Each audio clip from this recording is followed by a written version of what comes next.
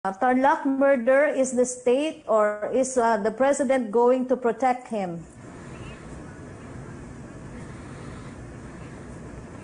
Bakit po poprotektahan ng presidente yan? Hindi naman po yan service related, no? Yan po ay pribadong bagay, no? Nagkataon lang pulis siya, pero kinakailangan siyang managot. From Angel Ronquillo ng DCXL RMN, reaction daw po ng palasyo sa pag-absuelto kina Presidential Spokesperson Harry Roque at Senator Manny Pacquiao sa quarantine breach batay sa report ng PNP.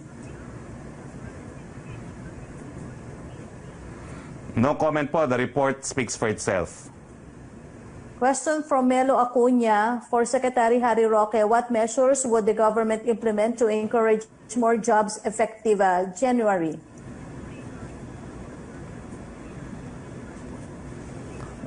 More jobs?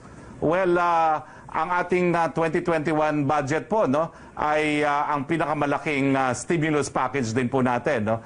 Lahat po ng programa ng gobyerno na alam natin na ginamit natin under Bayanihan 1 and 2 ay gagamitin pa rin natin.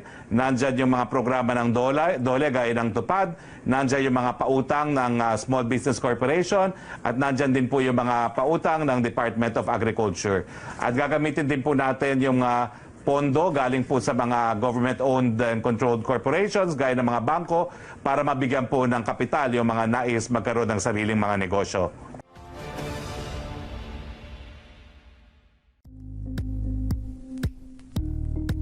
Thank you for watching Politico TV. Please like and subscribe to our channel for more videos.